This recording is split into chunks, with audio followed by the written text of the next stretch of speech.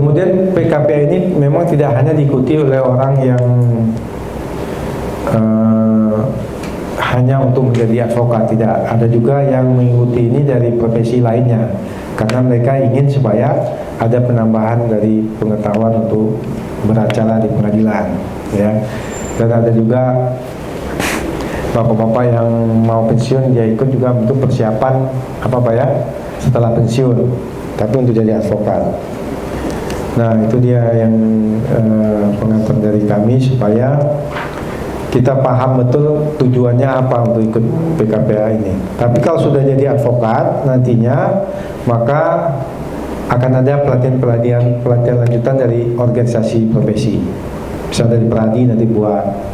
Yang penting nanti kita punya spesialisasi tersendiri. Misalnya Bapak Ibu ingin misalnya sukanya ke hukum mana gitu ya, hukum misalnya tenaga kerja, ada spesialisasi tenaga kerja, hukum kontrak konstruksi, ya itu spesialisasinya itu. Maka perlu nanti pelatihan lanjutan. Pada hari ini untuk saya ya ditugaskan untuk acara arbitrase. Jadi arbitrase ini mengapa dipelajari juga nanti, kalau dulunya masa kami dulu itu nanti ujiannya ada yang paling banyak soal, maksud nilainya itu esai.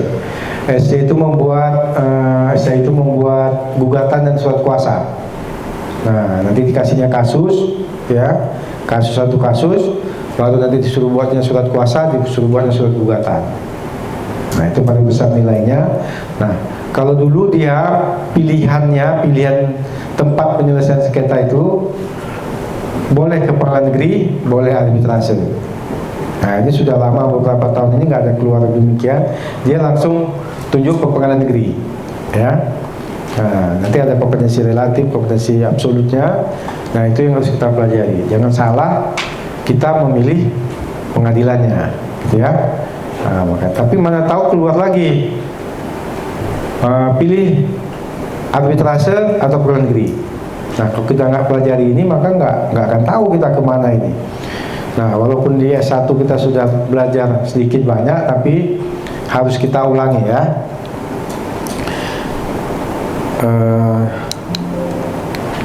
Mana ini? Ini ya. Jadi harus Bapak Ibu ketahui, lingkup pekerjaan yang utama dari advokat itu adalah sengketa, Pak ya. Sengketa, pokoknya yang sakit-sakit kepala lah nantinya. Jadi bukan kerjaan yang apa namanya, yang lebih banyak ininya ya. Kalau kita lebih banyak pasifnya, kita nggak usah jadi advokat. Jadi misalnya notaris itu kan duduk di belakang meja, orang datang buat akte ya Pak ya. Buatkan akte, kita ketik apa semua apa mau dia, udah selesai. Dia bayar, pulang dia, ya. Kalau advokat itu kerjanya, pengalaman kita lebih berat, karena mengapa? Yang kita urus utama apa namanya, pure pekerjaan itu adalah sengketa, ya, perselisihan, orang berantem, ya, orang beda pendapat. Itulah pekerjaan utama kita.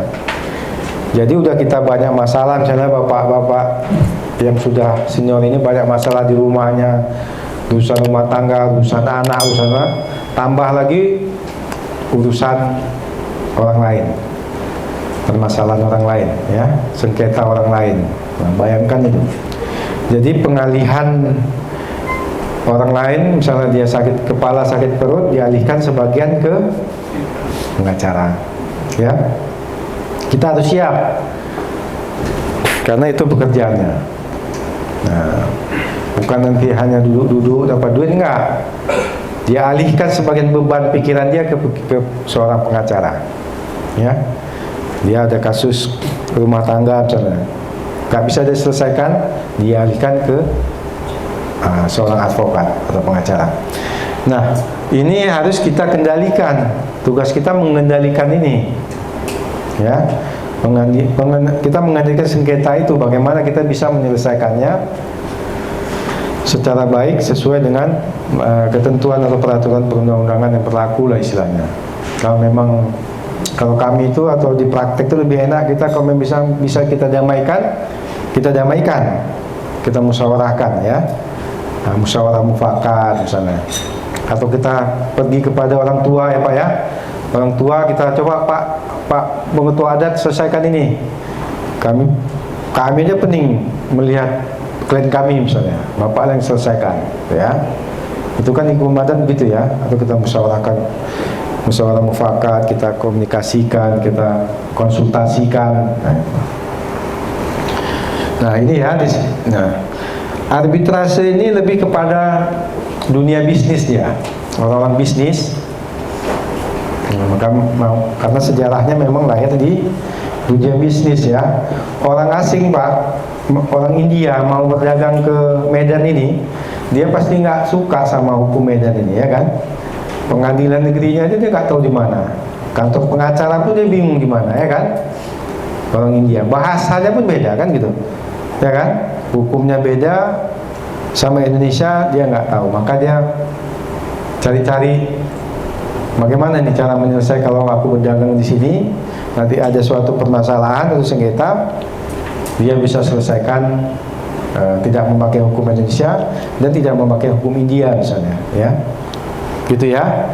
Maka orang bisnis lebih suka ini. Ini lahirnya dulu di zaman-zaman kejayaan Eropa, orang sudah mulai mencari-cari alternatif ya, tidak ke pengadilan suatu negara tapi dia buat sendiri. Ini mengapa? Karena kalangan bisnis itu,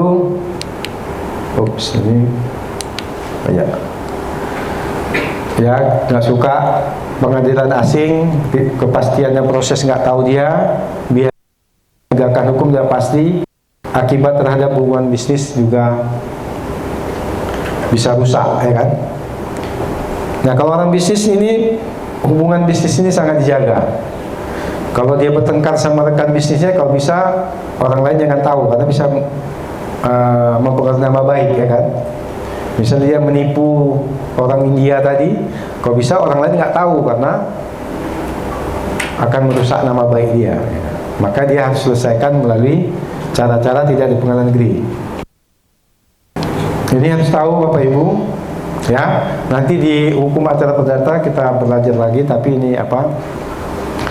Penyelesaian sengketa itu ada dua. Mungkin udah terima ini di S1 ya, nggak tahu ya. Ada adjudikasi, ada non adjudikasi. Ada litigasi, ada non litigasi. Litigasi itu udah pasti di pengadilan. Non litigasi itu di luar pengadilan. Non adjudikasi itu negosiasi, mediasi, konsiliasi, musyawarah mufakat dan apa yang sebanyak-banyak tadi. Nah, apa adjudikasi? Anda tahu adjudikasi? Adjudikasi itu adalah suatu proses penyelesaian sengketa yang cara-caranya, prosesnya itu seperti lebih formalitasnya lebih seperti di pengadilan ya, sudah teratur dia cara-caranya, hakimnya. Macam di pengadilan negeri itu kan Belanda buat itu sampai baju hakimnya pun diatur ya, baju hakim, cara duduknya ya. Kalau kita ke pengadilan kan penggugatnya sebelah kanan, tergugatnya sebelah kiri duduknya kan, bajunya gimana gitu. Toganya kan udah diatur itu ya, tapi sekarang udah diatur. Toga pengacara beda, baju toga itu, ya kan, betul kan? Toga advokat beda, toga hakim beda, ya, beda itu ya. Nah itu berarti itu cara-cara adjudikasi. Nah, litigasi di dalam pengadilan, non litigasi dua. Nah, arbitrasi itu termasuk di luar pengadilan. Ya, dia kalau pengadilan ini kan fisiknya ada gedungnya ya, negeri, tapi ini di luar gedung. Kalau peradilan beda kan, pengadilan sama peradilan beda ya. Peradilan ini peradilan prosesnya, pengadilan tempatnya, gitu ya. Oke ya. Non adjudikasi ini berarti kebalikan jadi adjudikasi. Non adjudikasi ini suatu proses penyelesaian sengketa yang cara-caranya lebih tidak formil ya, lebih sederhana Jadi nggak ada atur misalnya di pengadilan duduknya harus sana, ya kan? Atau kita mau ke pengadilan negeri Medan misalnya, daftar gugatan itu dulu ada meja-meja ya Pak ya, yang Pak Senior udah tahu dia meja 1, meja 2, meja 3, ya kan? Udah pernah nggak dulu ya? Waktu kita kelis dulu kan udah diajari itu. Kita mendaftarkan ke meja 1, surat kuasa meja 2 misalnya gitu kan. Sekarang kalau di luar negeri dia udah pakai loket-loket ya, loket 1, loket 2 gitu kan. Jadi formalitasnya sudah diatur demikian. Tapi kalau arbitrase enggak, ya, dia lebih gampang, dia nggak perlu misal bajunya ya. Kalau di luar negeri itu, kalau memang hakimnya lagi sakit, baju kita pun diprotes ya. Diadakan perdamaian. Oke? Ada yang bertanya? Bisa dipahami Pak? Ini kok bisa hari Kamis deh? Enggak kerja orang ini atau apa? Maaf, pas kita berapa orang? Coba. Yang masih segar, masih baru tamat. Ada ya? Berarti yang lain ini udah bapak-bapak ibu ini yang udah ini ya? Udah. Bapak kerja di mana Pak? Saya di ini Pak, Bandara Kuala Namu Pak. Bandara Kuala Namu ya? Di Angkasa Pura? Iya Pak. Kalau ibu belum. Bapak dari Saya Pak, ya. di bagian hukum Sekda Bekasi Utara. Oh, sekda dari apa Pak ya? Berarti kan enggak, Bapak ini kan bukan tujuan untuk mengikuti ujian advokat Pak. Iya Pak kan? Tapi boleh juga Pak ikut sampai ujian, lulus, nanti di pelantikan belum bisa karena nanti ada pernyataan tidak pegawai negeri. Tapi kalau BUMN masih bisa. Nah, BUMN bisa. Dia tidak pegawai negeri atau tidak berstatus TNI Polri Pak ya. Nah, kalau masih, tapi diambil aja sampai apa? Nah, nanti waktu pensiun Bapak bisa menggunakan itu untuk disumpah jadi advokat, ya. Perdagangan bisnis privat itu bisa didamaikan kan Pak, semua kan? Misalnya kepailitan, penunduan kewajiban membayar utang, apa namanya, sengketa ketenaga kerjaan, perselisihan hubungan industrial, ya kan? Itu bisa didamaikan, tetapi atau dalam hukum keluarga sengketa perceraian kan bisa didamaikan kan, cerita apa namanya, sengketa harta warisan Pak, itu bisa didamaikan. Tetapi oleh undang-undang sudah ditunjuk dia tempat menyelesaikannya. Kalau hubungan industrial, sengketa hak antara pekerja dan pengusaha, oleh undang-undangnya ditunjuk selesaikan di Pengadilan Hubungan Industrial (PHI). Ya. Kalau perceraian bagi yang beragama Islam di Pengadilan Agama, bagi yang non Islam di Pengadilan Negeri, ya. Kalau kepailitan PKPU itu ditunjuk ke Pengadilan Niaga. Walaupun bisa didamaikan, tapi oleh undang-undang sudah ditunjuk tempat penyelesaian sengketa. Sengketa hak kekayaan intelektual Pak ya, itu sudah ditunjuk juga di Pengadilan Niaga. Merek, ya kan, sengketa merek, hak cipta, desain industri, itu oleh undang-undangnya ditunjuk ke, silakan selesaikan ke Pengadilan Niaga. Itu kan semua di dunia bisnis, perdagangan, masuk dunia bisnis ya. Tapi undang-undangnya sudah bilang, walaupun dapat didamaikan, tapi harus ke pengadilan sendiri. Nah, kalau hubungan industrial ada dua sengketanya, nanti ada diajari juga, sengketa hak dan sengketa kepentingan. Kalau hak itu antara pekerja dan pengusaha ya Pak ya, antara pekerja dan pengusaha. Kalau kepentingan itu antara pekerja dan serikat pekerja atau asosiasi pengusaha dan serikat pekerja. Itu diselesaikan boleh diarbitrasikan, tapi biasanya arbitrase yang dibuat oleh Departemen Tenaga Kerja. Nah, mereka nanti buat arbitrasinya diselesaikan di sana, ya. Lanjut, Nah, keunggulannya, mengapa orang mau berarbitrase ini? Jadi gini aja gampangnya ini Pak, supaya kita lebih cepat mengingatnya. Arbitrase ini kan ada pengadilan negeri yang dibuat oleh negara, oleh pemerintah. Arbitrase ini pengadilan swasta. Dan bisa paham ya? Cepat kita menangkapnya. Berarti kalau swasta itu kan dibuat oleh para pihak. Misalnya ibu Hana bersengketa sama yang abang sana, dia nggak mau ke pengadilan negeri, dia buat sendiri pengadilannya. Udah bisa cepat ya. Kalau pengadilan negeri, pengadilan itu kan dibuat oleh negara, pengadilan tata usaha negara, pengadilan PHI, pengadilan HAM, pengadilan kelautan, itu kan negara yang buat. Ini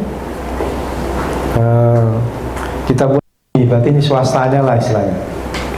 Itu negeri, ini swasta. Ya. Ya Pak ya. Pak, siapa namanya Pak? Saya, Ya. Subianto. Pak Subianto ya Pak ya. Nah, jadi jangan kita melulu berpikir ke pengadilan negeri. Rupanya ada yang bisa kita buat di luar pengadilan negeri untuk menyelesaikan suatu sengketa. Dan itu undang-undangnya ada, Undang-Undang 30 tahun 1999 ya. Maka arbitrase dia bersifat kerahasiaan, konfidensial. Dia bersifat rahasia. Kalau di pengadilan negeri nanti kalau perdata bilang kayak RBG, pengadilan itu harus bersifat sidangnya terbuka. Kalau di sini tertutup. Terbalik ya. Kalau di sana yang dibilang terbuka dibuat tertutup, di sini itu membatalkan putusannya. Di sini malah harus tertutup, nggak boleh terbuka. Gitu ya. Kalau kita Pak, sudah kalau kita ke pengadilan sekarang, semua ruangannya sudah ber-AC Pak. Jadi sekarang pengertiannya, kalau di zaman Belanda yang dikatakan terbuka, semua harus dibuka. Bukan orangnya ya dibuka ya, bukan pakaian orangnya. Pintu jendela dibuka, Pak ya. Sebagai pengadilan negeri itu masih itu contohnya itu pengadilan. Kalau kita dibilang terbuka, maka itu terbuka, orang bisa masuk keluar masuk keluar masuk. Kalau tertutup, semua harus ditutup. Tapi sekarang semua pengadilan sudah ruangannya ber-AC. Nggak mungkin jendela dibuka, pintu dibuka. Ya nggak dingin ya Pak ya. Kalau sekarang kan udah. Nah, berarti sekarang pengertiannya, walaupun tertutup begini ruangannya, kalau sidangnya terbuka berarti orang boleh masuk. Ya, bukan fisiknya lagi sekarang. Kalau dulu fisiknya itu menentukan. Misal kami dibilang sidang asusila atau sidang perkawinan kan tertutup Pak. Nah itu kita disuruh keluar semua pintu jendela ditutup. Nah sekarang kan nggak perlu lagi karena memang sudah pintu jendela yang tertutup karena ruangannya sudah ber-AC. Jadi cuma bilang sidang terbuka untuk umum. Kalau dulu fisiknya harus memang terbuka Pak, jendela pintu terbuka. Nah sekarang sidang terbuka untuk umum, tapi fisiknya tetap tertutup, tapi orang boleh keluar masuk untuk melihat sidangnya. Nah kalau di arbitrase memang sidangnya tertutup karena sifatnya rahasia, gitu ya. Baik, kemudian fleksibilitas dalam prosedur dan persyaratan administrasi. Seperti saya sampaikan tadi, dia lebih gampang lah ya, nggak seperti di pengadilan itu ya. Di pengadilan itu kan ada rumit. Kemudian hak memilih menunjuk arbiter berada di tangan para pihak. Arbiter itu hakim, penengah deh ya, arbiter, hakim, wasit, sama itu Pak. Apalagi mediator, penengah juga. Mediasi, dalam mediasi ada penengah. Sama itu apanya? Habitatnya sama Pak ya. Pemutus. Pilihan hukumnya yang mau dipakai, forumnya, tempatnya, prosedur penyelesaiannya berada di tangan para pihak yang dituangkan dalam perjanjian atau klausul arbitrase.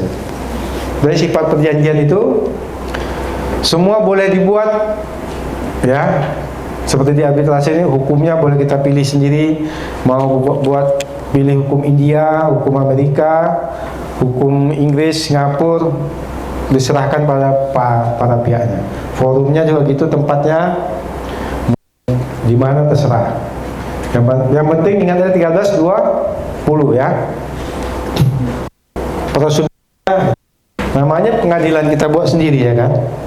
Berarti diserahkan kepada para pihak. Putusan arbitrase bersifat final dan hanya satu tingkat. Tidak ada banding, tidak ada kasasi, tidak ada PK. Nah, gitu ya. Yang ada itu pembatalan. Nanti kita lihat. Satu tingkat ya Pak ya, final ya. Kalau di pengadilan negeri kan ada banding, ada kasasi, ada PK lagi, PK di PK lagi ya kan. Sini nggak ada. Penyelesaian relatif cepat, gitu ya. Lanjut keterbatasannya. Keterbatasannya arbitrase itu harus ada perjanjian. Itu wajib. Bukan tertulis dalam bahasa Indonesia. Tidak mengenal jurisprudensi, apa dia tidak mengenal putusan-putusan sebelumnya. Kemudian ini boleh juga tidak mengenal jurisprudensi yang tidak mengenal jurisdiksi.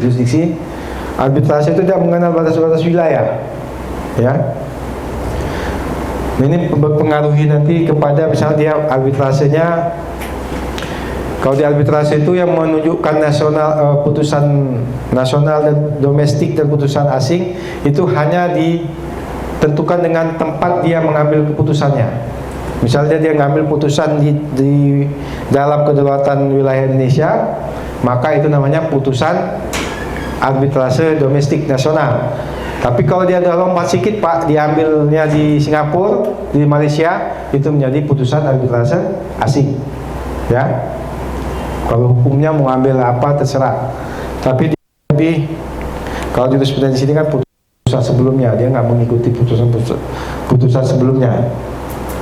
Itikat baik para pihak menentukan efektivitas pelaksanaan putusan arbitrase. Biasanya orang yang berarbitrase ini memang orang-orang yang sudah misalnya mencari win-win solution ya, bukan win loss lagi, bukan win loss atau loss loss, tapi win solution.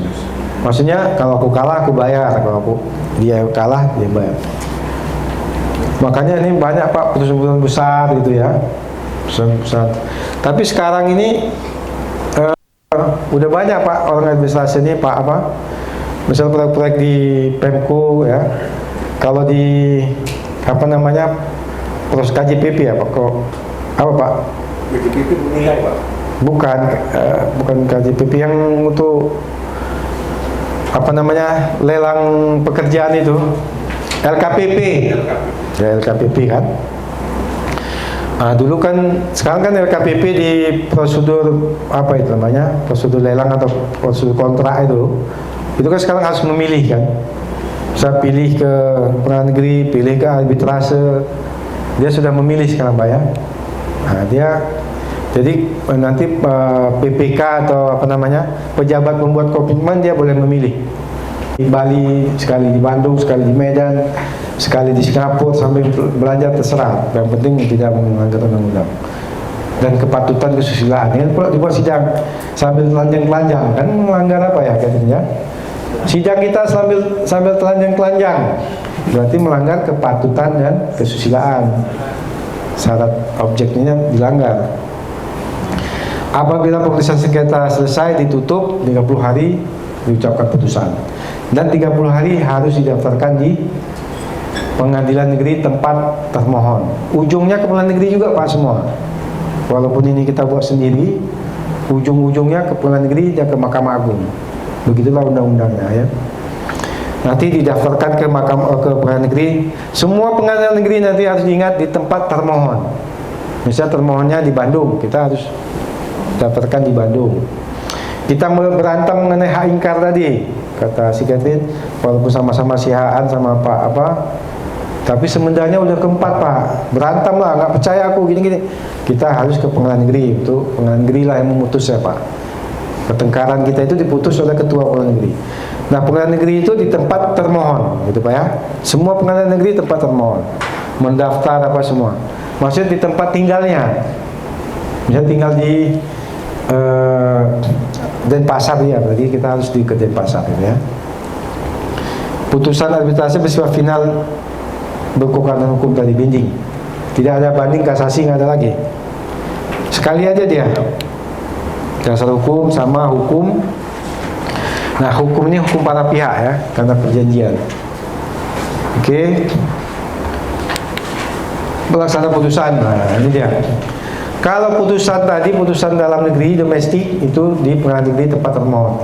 Kalau putusan asing, misalnya dari Siak tadi Pak, dari Singapura dibawa ke Indonesia, itu didaftarkan di pengadilan negeri Jakarta Pusat, karena dia asing, ya kan?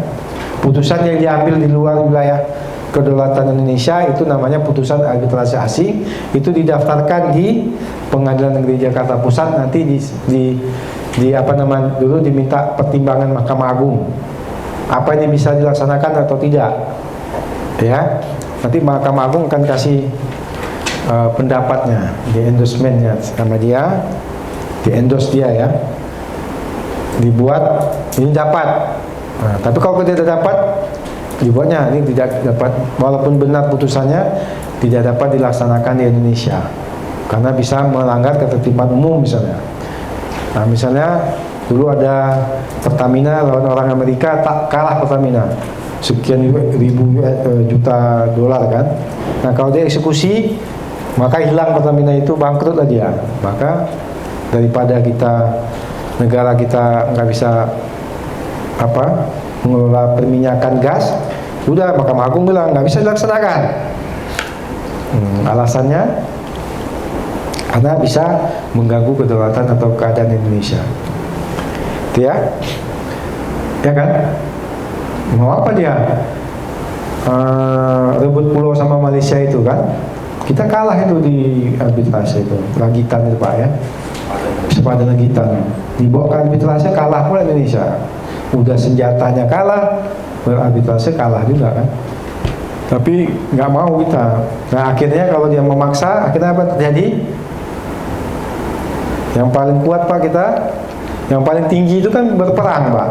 Nah, kalau dia nggak mau, udahlah kau serang lah, kami serang juga, gitulah, ya. Nah, itu dia. Kalau dalam konteks hubungan perdata internasional ya Pak, kita belajar dulu HPI kan. HPI itu kan sanksi yang paling berat kita perang ya, macam Rusia sama Ukraina kan begitu. Dia mau masuk NATO, kata Rusia jangan. Kau kan tetangga kami paling dekat. Ya kan kayak itu kan kejadiannya Pak kan? Itu kejadiannya. Aku bilang jangan, dibuatnya juga. Maka diserang dia kan? Itunya itu. Itu kalau kita sama Malaysia gitu juga. Jangan kau ambil. Nah, sudah kalah pun kita nggak mau serahkan, orang memang punya kita, gitu kan? Oke ya. Sama dengan penipuan, tapi lebih canggih lagi dia, tipu akal-akal ceria, tipu muslihat, Pak ya. Keberhasilan tadi ini tingkat baik, kepatuhan, integritas, profesional, arbiternya, karena hakimnya kita tadi dasarnya itu integritas, profesional ya, sikap pengadilan terhadap pelaksanaan. Eksekusinya nanti pengadilan. Kalau dia mau sukarela, kalau nggak mau sukarela laksanakan, nanti dia juga di pengadilan. Lanjut, ini dibaca. Ini BANI Pak ya, yang kita ada di BANI ini, Badan Arbitrase Nasional Indonesia. Kita contoh aja. Ya Pak, ini dilihat nanti Pak di situ Pak ya. Cara bersidang, mana tahu nanti jadi advokat atau di ini. Nah, tetap ada mediasi, negosiasi, mediasi, konsiliasi.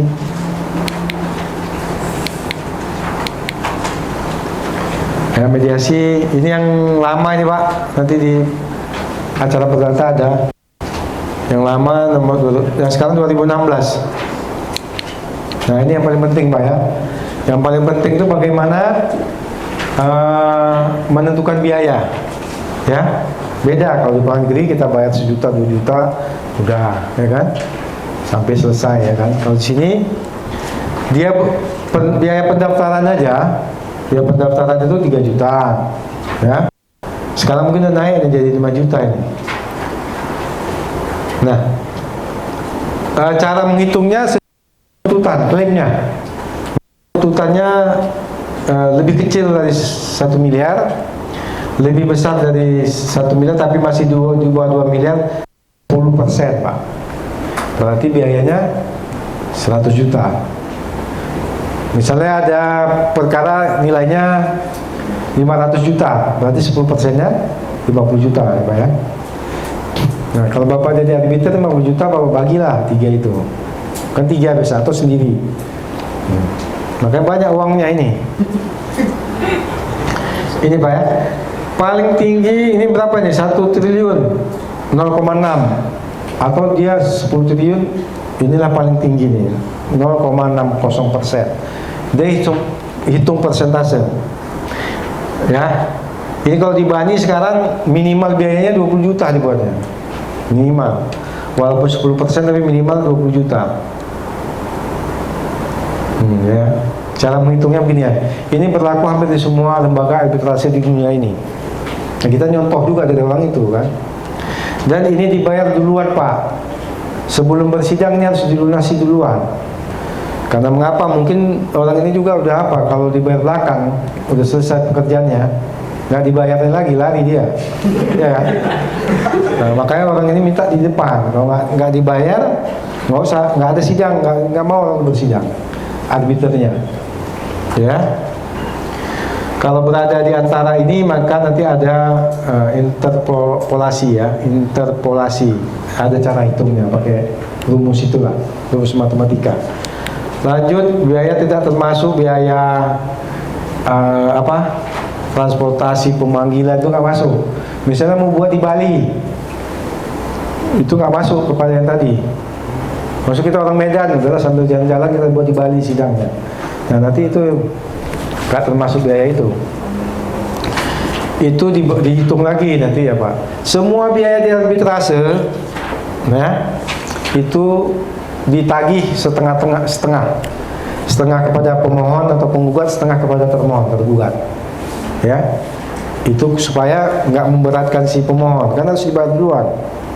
Tapi di dalam undang-undang dibilang biaya arbitrase siapa yang kalah boleh dibebankan semua biaya arbitrase. Tapi boleh kita minta kalau dia kalah nanti kita bebankan ke dia semua, atau kita pokoknya siapa yang kalah lah ya.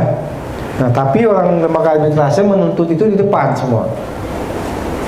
Kalau kan putusan bisa misalnya si termohon kalah, berarti dibebankan ke termohon semua, termasuk yang sudah dibayarnya, dia bisa tagih kembali gitu ya biayanya.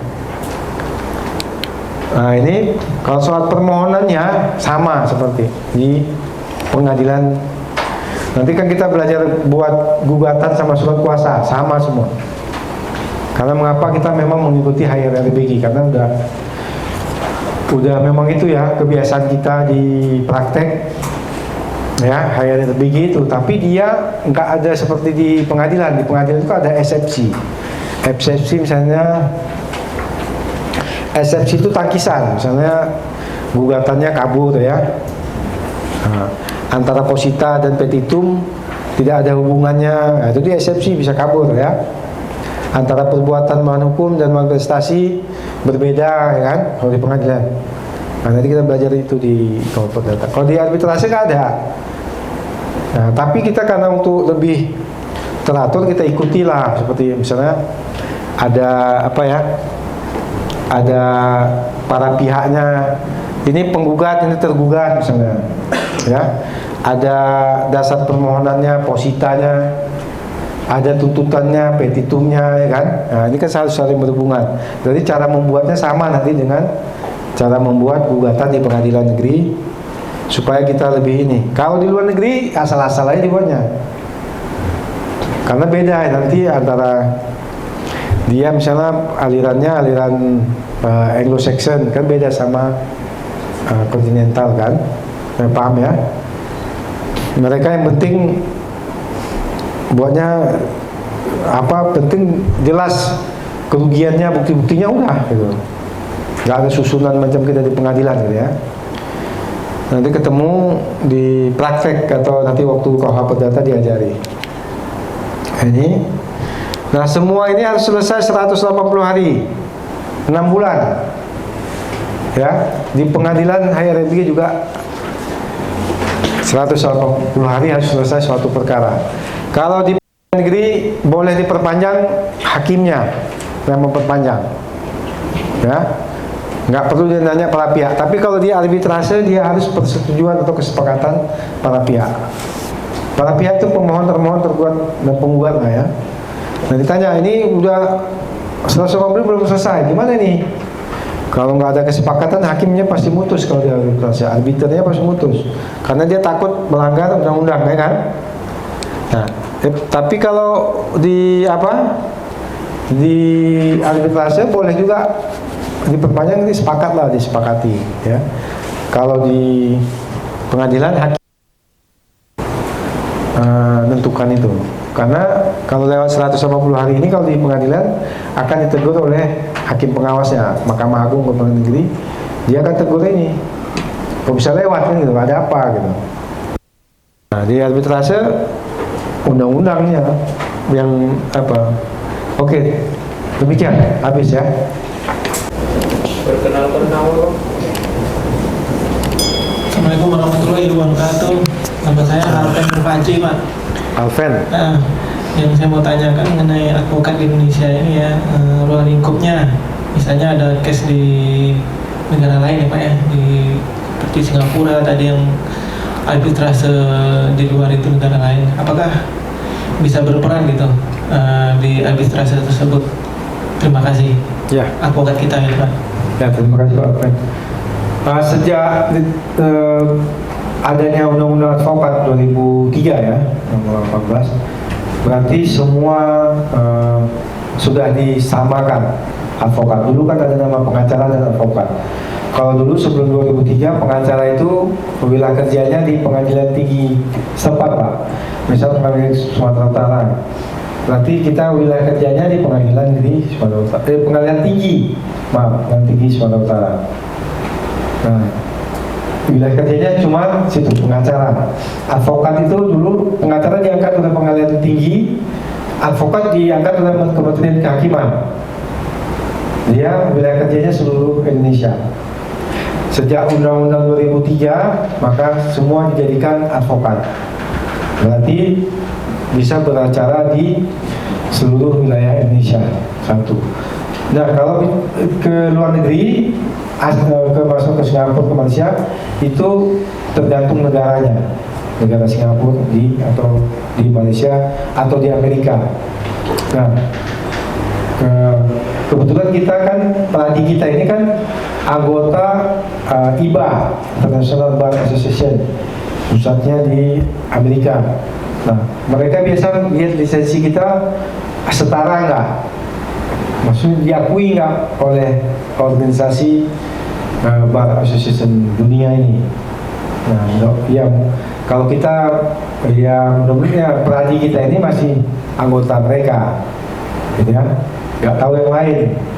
Misal ada Ferrari, ada Perkasa, ada pemuda apa itu, nah itu nggak tahu kita, ya.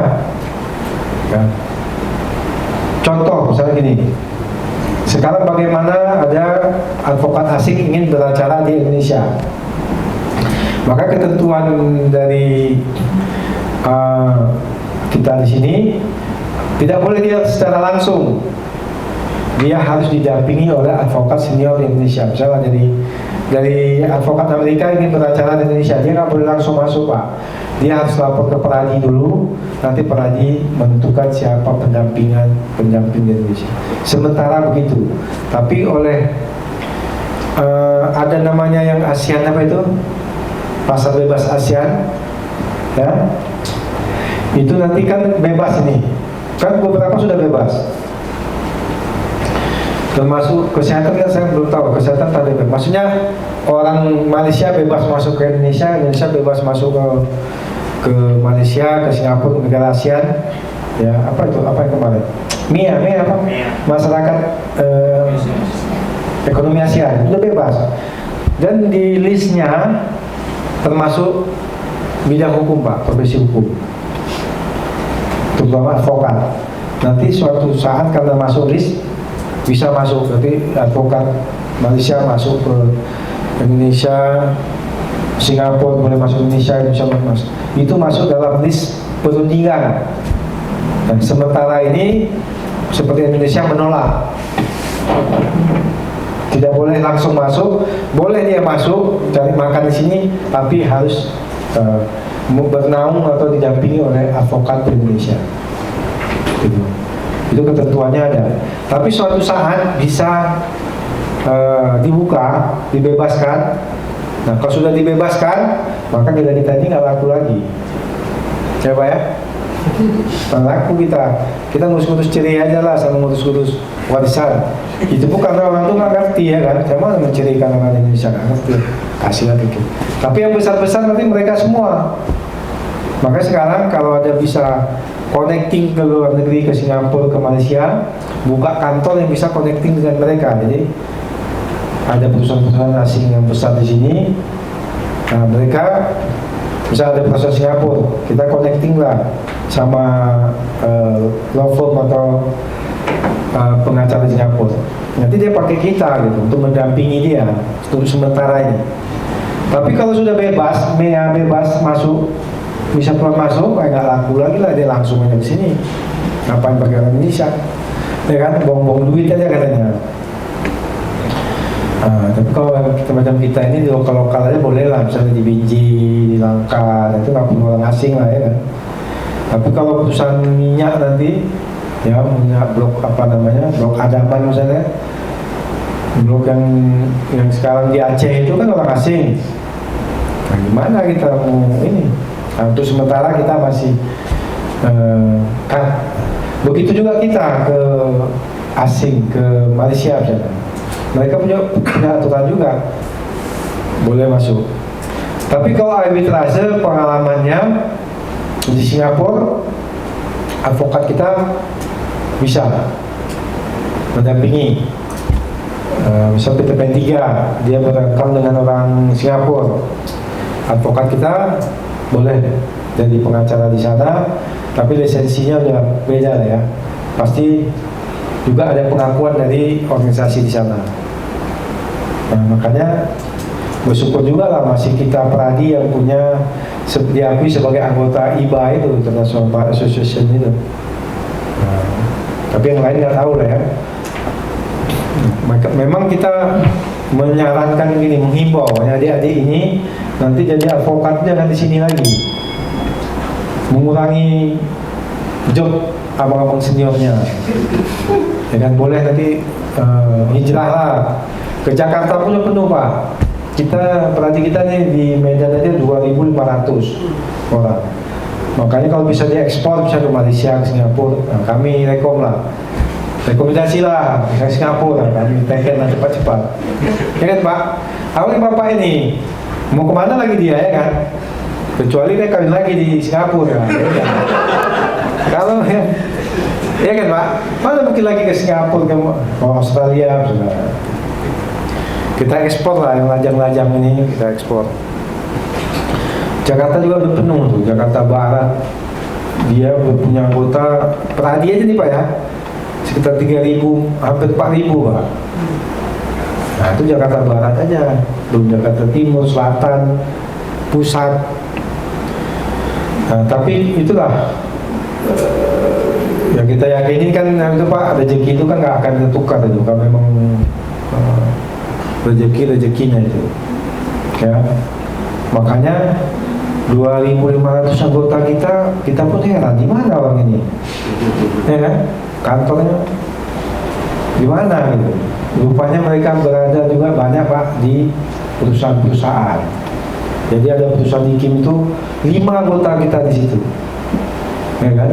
Kita pun bangga, Pak saya anggota Pradi. Berapa orang? 5 orang Pak ya. Jadi gimana job kami? Nggak ada lah ya.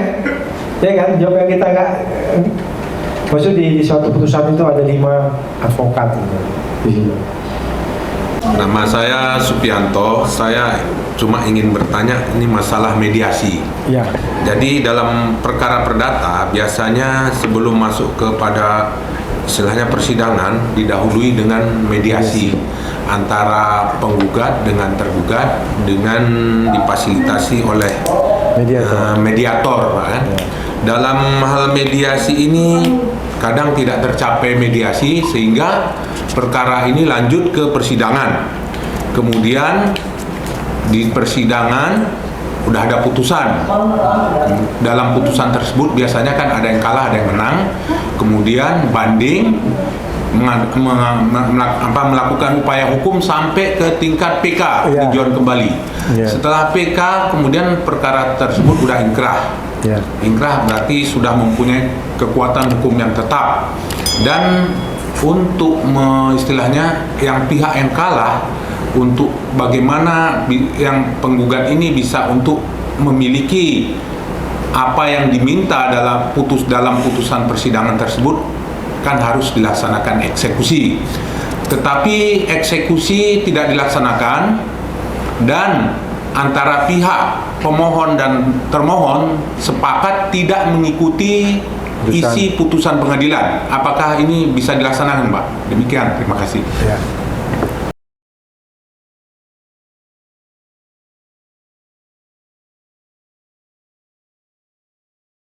Betul kan, kalau orang bunuh yang dihukum misalnya 5 tahun, udah 5 tahun aja, misalnya menikam orang, walau tikamannya 10 kali, ya kan? Kan kalau bisa dihukum 2 kali kan, misalnya sekali 5 tahun, 2 kali tambah 5 tahun, 3 kali. Nggak bisa Pak, itu ada ajasnya. Satu perbuatan hanya boleh diadili atau dihukum 1 kali. Kalau di pidana misalnya ada 2 perbuatan, sebelum membunuh dia memperkosa, kan 2 perbuatan Pak, ya kan? Yang memperkosa ancamannya 5 tahun, membunuh 10 tahun, ya kan? Malah nanti hakimnya harus mengambil yang paling rendah, yang paling menguntungkan bagi si pelaku, 5 tahun yang pilih. Walaupun dia 2 perbuatan, 2 perkara, membunuh dan memperkosa, ya. Itu ajasnya. Satu perkara tidak boleh diadili 2 kali. Maka sudah, misal dia nggak bayar utang, dihukum macam apa tadi lah, udahlah, oke, nggak boleh nanti diulang lagi diadili, nggak boleh Pak. Arbitrase ini paling gawat, dia cuma ada 1 tingkat, nggak ada banding, nggak ada kasasi. Kan ada orang kalah, nggak terima dia kan, digugatnya lagi, nggak bisa lagi karena udah ada putusan, kecuali pembatalan. Pertanyaan Bapak ini udah putus, udah ingkrah, udah berarti tetap ya. Kemudian gimana sih Pak? Tidak diikuti putusan pengadilan. Tidak diikuti. Kesepakatan. Ya. Disepakati lagi. Kami mengenyampingkan putusannya, kami buat sendiri. Nggak bisa aja Pak, kita kesampingkan buat sendiri. Tapi kalau kejadian mana lebih tinggi? Tadi ada pasal 1338. Apa aja 1338? Perjanjian yang dibuat para pihak adalah undang-undang bagi pihak itu kan. Nah sekarang dilihat aja, nanti kalau dia misalnya ada putusan, Bapak kesampingkan, ada pula orang lain, nggak terima lah, misalnya tetangga kita lah, kita bersekitar tetangga, kita kesampingkan, rupanya jadi sampai keberatan pula dia, kan ada putusan. Mana lebih tinggi kesepakatan dengan putusan? Kalau kita berpegang kepada pasal 1338, kesepakatan itu, perjanjian damai atau kesepakatan itu lebih sama dengan undang-undang posisinya. Hukumnya hukum para pihak, putusannya produk pengadilan, sama juga, tinggi juga, jadi sejajar. Tapi kita sepakat untuk mengenyampingkan. Dari putusan itu banyak Pak, dikesampingkan. Misalnya mau cerai, Catherine sama siapa di Pak cerai, anaknya sama siapa, sama si Catherine, nggak sanggup dia, serahkan ke kamu. Kata pengadilan anak di bawah umur dibawa ibunya, tapi karena si Catherine nggak sanggup diserahkan sama suaminya, ex suaminya. Nah, biaya gitu juga, dibiaya 10 juta satu anak, nggak sanggup, udahlah kita sepakati ya, kita kesampingkan itu 5 juta aja cukup lah. Nah, bisa Pak, dalam praktek bisa, karena kesepakatan itu sama posisinya dengan hukum bagi para pihak kan. Ada pula lagi apa lagi itu dalam leg generalis, leg spesialis. Hukum yang khusus itu mengenapikan hukum yang umum, hukum yang kuat menyampaikan hukum yang lemah ya. Kalau pakai ajas itu kan bisa juga, kan lebih khusus dia kesepakatan para pihak itu daripada kesepakatan yang umum. Makanya orang hukum ini harus tahu ajas juga Pak, harus tahu ajas, harus tahu filosofinya ya. Adik-adik ini kan kalau belum S2, depan S2-nya, S3-nya kan ada filosofinya apa gitu. Ada lagi? Ada lagi yang mau bertanya? Demikian, nanti kita ada break juga untuk istirahat, sholat dan makan. Assalamualaikum warahmatullahi wabarakatuh. Waalaikumsalam.